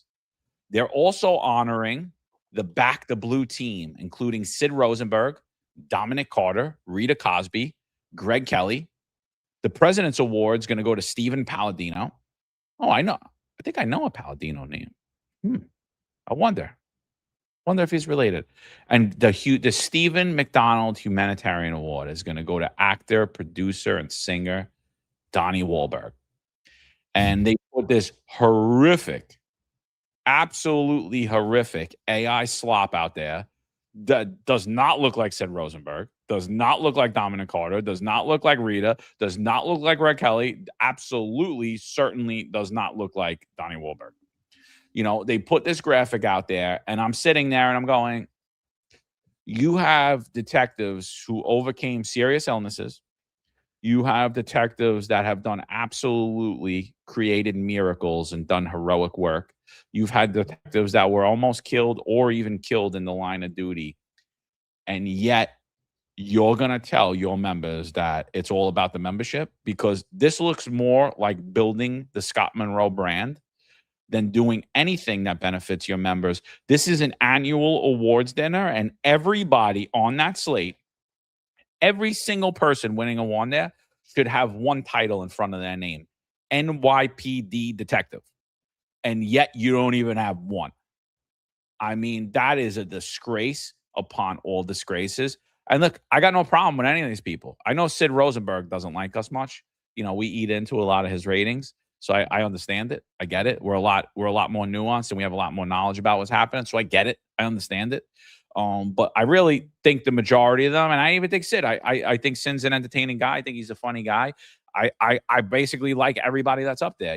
I've talked a lot of smack about John and Margot Katzimatidis and how they've helped the Democrats, but I don't think that they're traditionally bad people. I don't think that they're the devious people. I just think they're not politically savvy, and I think they've done a lot more harm than they've actually done good. I've been on Greg Kelly numerous times, and I got no issue with them. Kind of like Donnie Wahlberg. I like Mark Wahlberg.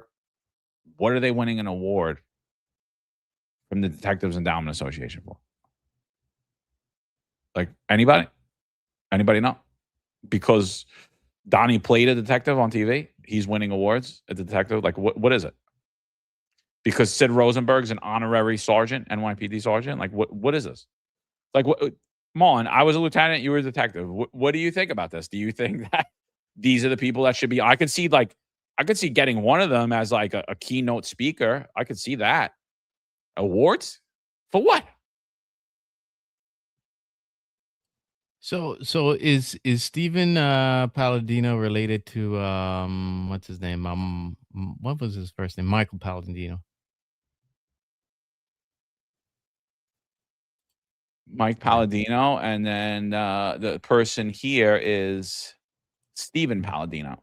Yeah. No, I was just wondering if he's related. But yeah, I get that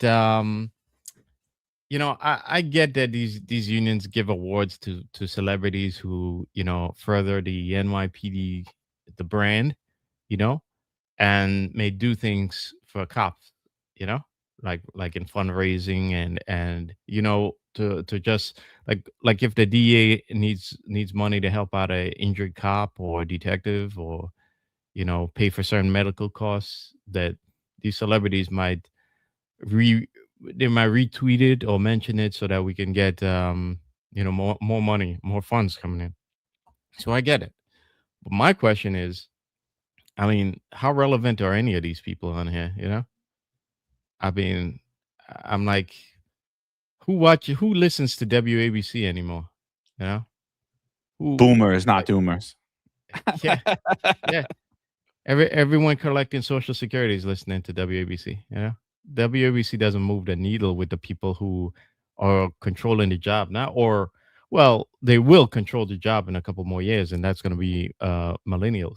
Okay, it's going to be a millennial run job in a couple years, guys, and those couple years are not that far away. I'm talking like 5 years, maybe. When upwards of 60% of the job are new right now. So my question is, how does this really move the needle, into furthering the NYPD as a brand, or to really helping the cops out? And before we go on, I just want to remind you how useless a lot of these things are and how stupid they are. Because earlier this year, the first inaugural Brian Malkin dinner in the Bronx, the man of the year was Inspector Jeremy Shubin. So the criteria for a lot of these awards is really like, you got to wonder what exactly is it? What exactly is it? But yeah, I agree with that. It's how could it benefit me? How could it true. benefit me? True. Pushing the brand further. I mean, like what like, I don't know. How many members, Scott, you think listen to WABC versus listen to the Finest Unfiltered? Yeah. How many of those new millennials or Zoomers even know all these people on it? They may recognize Greg Kelly because he's probably more. He's on Fox. He used to be on Fox, and because of He's on last Newsmax name, now. Yeah, he's on Newsmax. Yeah, they may recognize Donnie Wahlberg because, again, that last name and his brother, or maybe their older brothers told them about New Kids on the Block, But I'm sorry, but most of your membership or your incoming membership have no idea who these people are. Yeah, I mean, and to be fair, like, I don't think that we should be winning an awards either. Like, what do we do besides talk shit? You know what I mean? Like, what are these people doing? Are they pushing for legislation? Are they calling out legislation that benefits you or harms you? No. At least we do that. But again, where are the detectives? It's an awards dinner. You're telling me, I mean, I watch body cam after body cam of NYPD cops doing, and especially detectives in ESU doing the wildest stuff, man. I mean, we showed you one where the detectives talked the lady off the ledge of that building, of that high rise in Manhattan. There was just another video that came out where detectives talked a woman off of the Brooklyn Bridge. I mean, like, don't you think those detectives should have won an award? Like, I think that they should have. Look at this video. I mean, like, people are going to say, oh, it's ESU, they're doing routine stuff. Okay, well, what about the cops that initially respond there and make the call and get all that stuff there? Especially like we seen with that woman, right? Like, we saw that woman up on the high rise. The initial cop that got there saved that woman's life. He got her to trust him enough to give her a hand, and he held her hand the entire time until ESU was able to get her off there. But look at this video. You're telling me that these dudes don't deserve an award? Watch this.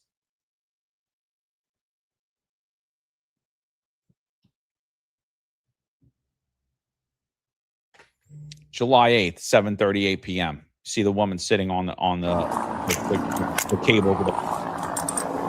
Now here's a detective walking out.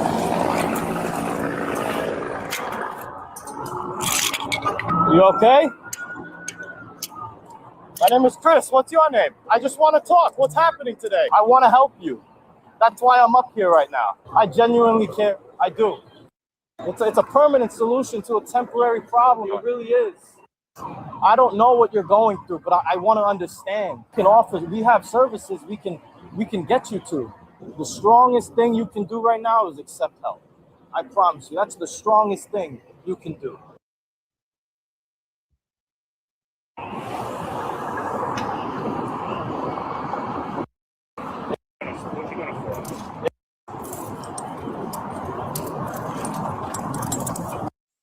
Don't do it. Don't do it. Don't do it, please. Please. I got you. I got you. You're okay. You're okay. Yeah, I promise. Yeah, let's go. I got you. Yeah, I promise. Everything is gonna be okay. You're not in trouble. I mean, those guys don't deserve an award. Oh no, it's routine, Mo. It's routine. You know what Sid Rosenberg did? No, I don't. You know what John Catsimatidis did? No, I don't. I don't know what any of them did. What did Donnie Wahlberg do? He played a detective, and now his new woke Boston series, where only white people are criminals. Like, well, what is it? And black people are victims of police brutality. Like, what did he do? He was good in Blue Bloods, Mo. Okay. Yeah, Jack Greco. Yes, you are really great. You know, they're a cop's cop. You know, when the same way, like I've said before, for you civilians watching, when shit goes sideways and you know you're running from a scene, you know, and you know the cop shows up running towards the chaos, and you feel like, man, thank God a cop was here. You know, that's the same way we feel when ESU shows up. You know, if you want to feel inadequate as a cop, when those ESU guys show up and they're like all like the ones I've seen, like especially the 18, and they're all like 6 feet tall. You know, you feel inadequate as a cop. Like, damn, man, I got to hit the gym. I got to get better. Yeah. Well, I'll tell you, when I feel inadequate as a cop, when they're on the side of a high-rise building or walking up a bridge, and they're not even flinching, and I know that I would be shitting myself. I'd be like, every piece of breeze that came through, I'd be like, oh my God. You know, that's when I feel totally inadequate. You're like, wow, like this is amazing. And look, there's homicide detectives that solve cases. There's regular detectives that solve amazing cases. I'm just saying detectives do unbelievable work day in and day out. They they prevent acts of terrorism. I mean, through great work and great investigation.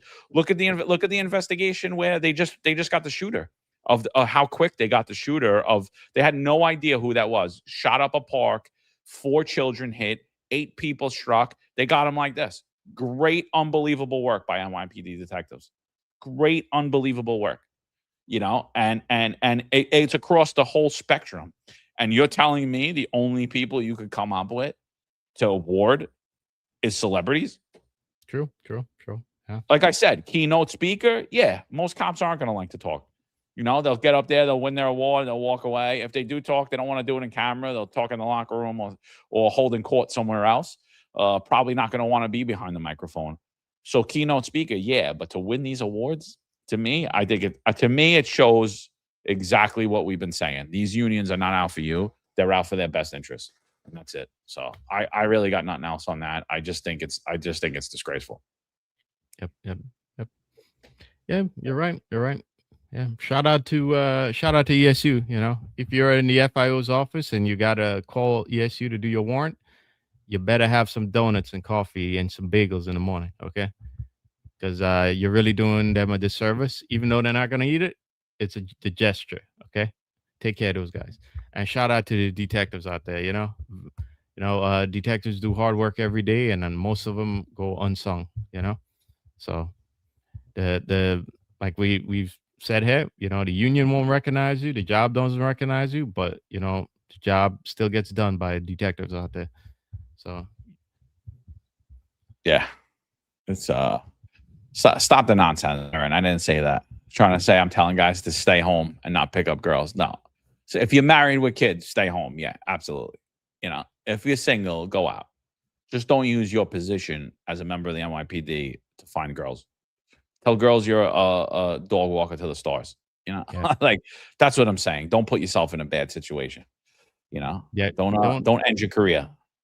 Yeah, don't let her know you're a cop the first time you meet her or the first couple dates, okay? Get to know her first, okay, before she or otherwise you become a potential walking lotto ticket and you don't want to be that. So, Did you see the dude that jumped out of the window last night running from cops? yeah, nuts, man. Crazy. Look at this one. Look at this Like one. skydived out the base jumped out the window. I would have just like, why are you jumping? Like, why are you jumping to cops that are waiting for you on the floor? He's on the 4th floor. Look at this. I would have just took the arrest on the 4th floor and got walked down, took the elevator or maybe the stairs, you know? This maniac, look what he does. He jumps into the tree 4 floors down where there's a ton of cops waiting for him. You know, and it's funny, you know, when you're a rookie cop, you get assigned to a search warrant or something, they have you wait downstairs. You're like, what the hell is he going to do? Jump? This guy's like, yeah, he did it. Of course, he's fine, too. Like, you know, nothing happened. He jumped 4 floors. No big deal. It's amazing, dude. Totally amazing. What else we got? So don't worry about it. The building that we talked about, it's all secured. You know, trust it. You know, don't worry about it. They shored it up already. It's all stable, and there's nothing you should be worried about there at all. Like, what are your thoughts on that, Marlon? Like them saying that the building's good, it's fine, we're going to continue construction. Yeah. So again, that building we talked about earlier, for those of you just watching now, again, a reminder, the former Pfizer building that some of the pillars on the 22nd floor collapsed due to the added weight of the additional sections they built on top, the additional 11 floors they built on top. Well, they're not the fire commissioner. I saw it from the buildings commissioner as well. That they're saying that the building could be stabilized, and you know the developers have said they're gonna continue. They're gonna fix the problem and continue building, and that's insane. That's absolutely insane. And I want to see what the community council is going to say. In fact, I got to show up for that next community council meeting, because if that community is going to allow that up there, that's absolutely insane. And on the developer's part, I don't know who's going to buy a $1 million condo in that. You're out of your mind if you're doing that. Okay. And I want to see which insurance company is going to go along with that. Okay. Because we don't know. I mean, there has been no investigation yet. We haven't looked into any of this yet.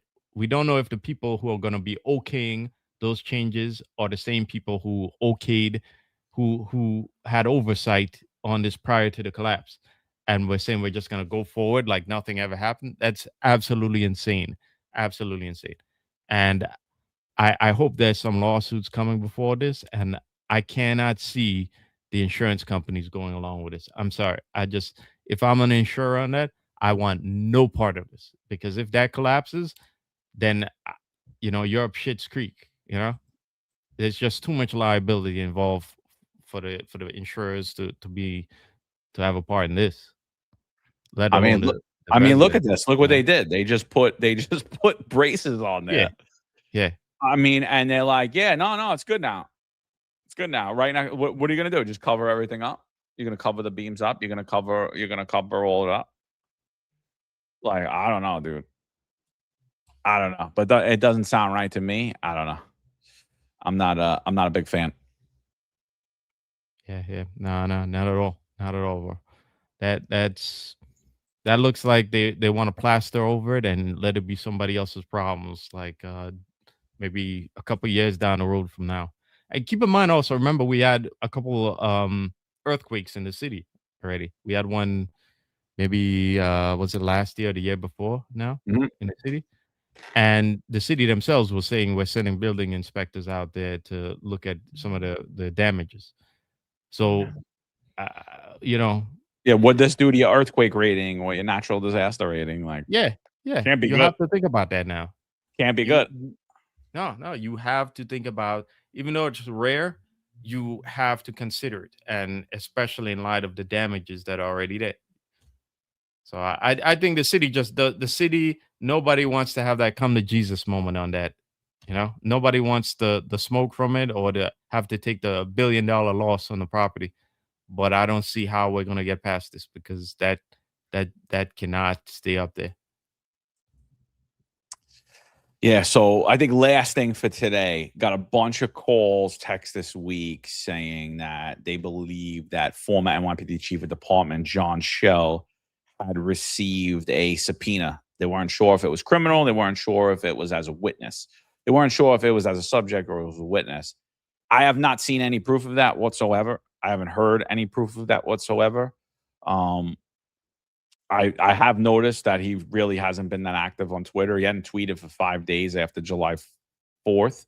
And then he just tweeted something today, and I believe it was about actually those ESU cops.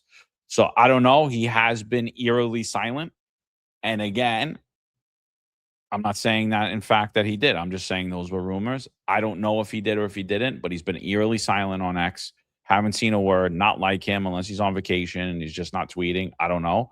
But I don't see how him and Cascade. I just don't. The other thing is that, like, everyone was familiar with that, he started Harlem Ridge Advisors with Tariq Shepard. Website's down. It's no longer on his profile. Tariq Shepard was his home was just searched as part of a federal corruption probe. And that's strange to me too. Like, what happened? I thought, why run out of there all of a sudden? So a lot of weird things there. I don't know what's happening. Again, I'm not confirming or denying it. I don't know. Those are just the rumors. And like I said, it seemed very weird to me. Yeah, that is very curious, right? I think that's something we're gonna have to keep eyes on, and I wonder when when an indictment is gonna drop. When the ball is gonna get moved on all of this, so we find out really who's gonna have to at least appear in court for all of this. But I do think it's very curious his silence. Considering the months before that, especially now that Shell has now he's like a he's like a populist guy. He's like he's seen everything we said and kind of taken it as his own, right? And kind of like he Three-card Mamdani, right? The three-card Mamdani. Exactly. He made it his own, and like, I told him we trademarked that. I was like, they're gonna owe us some money for that one. Yeah. Now he's a populist guy speaking up about government corruption and cronyism and malfeasance, right? If only he was the chief of department again, none of this would have happened. Oh wait, it did under him while he was the chief of department. Oh yeah, that's right. Yeah. Yeah. So he couldn't stop talking about that in the months prior, and now all of a sudden he's silent. Very interesting. Yeah, I thought that was I thought that. So All Phase Chino Firmness says, like, shared, and I remain subscribed. Speaking of that, we got about 440 people with us today. Thanks for joining us. We're not on our usual time, usually 8:05, Monday, Wednesday, Friday. I was in transit. I headed back to Florida. I was in New York City earlier. Now I'm here, back in my regular studio. It was way too long, living out of a suitcase way too long. I was like, I gotta get home, and plus my kids got a lot of events I didn't want them to miss. So we're back. So that's why we were late today. So I appreciate everybody that tuned in. Obviously I know World Cup's on too. So I'm sure we took a little bit of a hit with that. But those of you that are new to the channel, do us a favor, like, share, subscribe. Those of you on audio, please give us a 5-star review and leave comments. Our audios have been increasing significantly over these last few weeks, and I tremendously appreciate that. And I think it's because you guys are pushing us up in the algorithm. So we continue to move up, both on YouTube, on on all of the other places that we stream to. So we appreciate that. And as always, anything that you ever want to make sure we see. Obviously, we get a lot of comments. Chat's lively on YouTube. Make sure you come over to our YouTube channel at the Finest Unfiltered while we live 0805. We normally run 2 to 3 hours each time we do that, and then drop a super chat because we read all the super chats out at the end. So if there's a question there, we'll answer it. That's why we're and we really are. We don't script any of this, right? We just say what we say, and that's it. And we've been doing that for a long time. And I think that's why we continue to grow, because we're not pushing narratives here. We're not grabbing one attorney that's producing our show and telling you, oh, this lawsuit's this has teeth, and then the lawsuit never gets won. We're not, and we're not shying away from having a conversation on anything. So we appreciate you guys for tuning in. We appreciate the new people here. And we even appreciate the people that don't agree with us, because I think that makes the conversation much better, instead of us living in an echo chamber where we're able to address a lot of things where we don't do that today, right? It's one side or the other. Pick your religion, and that's it. And there's no nuance, and we can't talk to each other. So I think we've been breaking the noise. So shout out to everybody in the Finest Unfiltered family. We truly appreciate it. Yeah, I don't have much to say. Yeah, guys. I think we covered it all. Am I missing anything? Are we missing anything? There was a couple other things that happened, but I think we kind of nailed the important topics. We spoke about Inspector Shulin being arrested. We spoke about the Little Italy being marked off the map, and who else, and why we think that is, and why we think that plays into New York City's racial equity program. We spoke about a lot of things actually today. So those were definitely the top stuff, but there was a lot of stuff that we didn't go back into, and stuff that we could have covered further, and just namely the NYPD detective that was shot, Robert Carroll. There's still been no statement by Detectives Endowment Association or by NYPD Police Commissioner Jessica Tisch. Basically, statement about that friendly fire shooting when they came out at that press conference and omitted. And Marlon, and for those of you that don't know, omission in the New York City Police Department is a mortal sin for rank and file members. Omission is looked at the same as lying. You're looked as you lied. And what I mean by omission is if you conveniently leave out facts. And so clearly at that press conference, there were facts left out. We pointed that out. Our stream was taken down. Me and Marlon were charged as if we were live streaming, showing a gun. Either me or him were doing it, not reporting news and reporting a video that came out. We were temporarily banned from live streaming. And thankfully that was lifted, and we're back up on YouTube. So we appreciate that. But we're still looking for guidance on why we can't report on the news when it comes to police issues. But clearly that was an embarrassment, and I heard through the grapevine that they were the real Donnie Wahlberg. Why can't I receive an award? You could, like I said, you could be the keynote speaker, Donnie, but you shouldn't receive an award because you're a detective in a woke show that takes place in Boston. So, it's just that okay. No hate. I actually went to Wahlburgers in Oceans AC. I thought it was pretty good. So yeah. No hate at all, Donnie. I like you in the movies and on TV. And we're old dudes here. So I remember back in the old days, okay? And we're talking New Kids on the Block for you young whippersnappers out there, okay? But no, it's not no hate against Donnie Wahlberg or anything. We're just simply saying that the priorities of this department, are like way off, and they really need to get back on the mission, okay? So that's all we're saying. We need to get back onto the mission of supporting and promoting detectives and recognizing their hard work and having appreciation for that, But shout out to Donnie Wahlberg, okay? Yeah, and shout out to whoever came up with becoming the real Donnie Wahlberg, because I doubt that's actually him, but it's pretty damn funny, I wonder. That was pretty damn quick if it's not him. Yeah.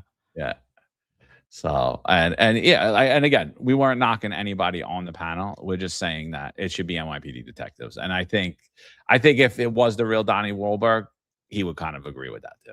So yeah.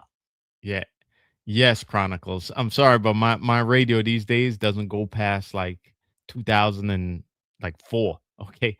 And even then it's like pretty slim past the 2000. I'm sorry. Yeah, I was a kid when these guys were out. I didn't like them as a kid, but you get older and you get a more of an appreciation for even the pop stuff in the early 90s, you know? I forgot he was on New Kids on the Block. My wife, Yeah, my yeah, sisters yeah. are big fans, New Kids on the Block fans. So Yeah, yeah, yeah. shout out I to remember Don. Mark Wahlberg was a singer too. The Funky Bunch. Well, I like Marky Yeah. Mark, baby. I like Yeah. that. But my favorite role out of any of the Wahlberg brothers is Mark Wahlberg, The Departed, Dignam, Sergeant Dignam. That was a That was a hysterical great role. movie. That was a great role. I Yeah, loved yeah. it. It was Dignam. great. Great. All right, What people. wasn't Donnie in what's that movie? Saving Private Ryan? Was Donnie in Saving Private Ryan? Let me see. Donnie Wahlberg. Saving Private Ryan, Damon, Hanks. I don't remember. Maybe. I don't know. No, he was in a movie, a war movie, Band of Brothers. That's it. Yeah. All right. Yeah. Great series on HBO. Anyway, yeah, guys. Thanks for joining us again. We appreciate you all spending time with us, and have a great weekend. And if you're on patrol tonight, stay alert and get your head in the game. Okay, we'll see you on Monday. Wait a minute. Is Jack Greco 61? Is it Nolan? No. Why? He says Stephen Bishop Lee. That's all, and a salute. I don't know. That might be Nolan's. That might be Nolan's burner account. I don't know. Then we got Staten Guy 321. He said, Chief John Skell, I hope he gets collared and the money they get from him, he finally pays back at his bar tab at Joyce's. Definition of a fake tough guy. Now, again, we don't even know that he was actually subpoenaed. It was just a rumor. But like I said, there was a ton of corruption up at the top of the NYPD. I find it very hard to believe that everything that occurred under Madry and under Caban, he and Kaz Daughtry were not fully aware of. So, I mean, and if there was corruption that either they turned a blind eye to or they partook in, then I have no hard feelings if anything happens. I actually hope it happens, and I hope they're held more accountable than New York City holds other criminals, because you have to make the decision. Are you going to be a gangster or are you going to be a cop? If you wanted to be a gangster, you're in the long line of work. So, and in their case, they appear that they wanted to be movie stars, and maybe possibly gangsters too, True. Anthony, shout out to you, brother. He says, keep keeping us informed. And then we got Corchado 85 with a super sticker. And I think he's got a Honda Grom in that photo, if I'm not mistaken, a red one. Never seen you before. Appreciate you being here. Thanks for the super chat. We appreciate it. So, all right, people, that's going to be it today. We did 2 hours. We did a short one. We appreciate you joining us on an odd hour. And we'll be back Monday morning. Eric potentially could be back with us Monday morning. We spoke with him on Wednesday. He's sounding good. So hopefully he'll be back. And I'm sure there's not going to be a lack of news over the weekend to talk about. So we'll bring that, everything we missed today and whatever occurs over the weekend, we'll have ready for you on Monday. Appreciate you guys being here. And yeah, that's it. Marlon, why don't you close us out, brother? Yeah, again, thanks, guys. Stay safe. Finest filter out. Did I miss anything? I don't think so. So anyway, have a great weekend. See you on Monday. All right, that's it, people.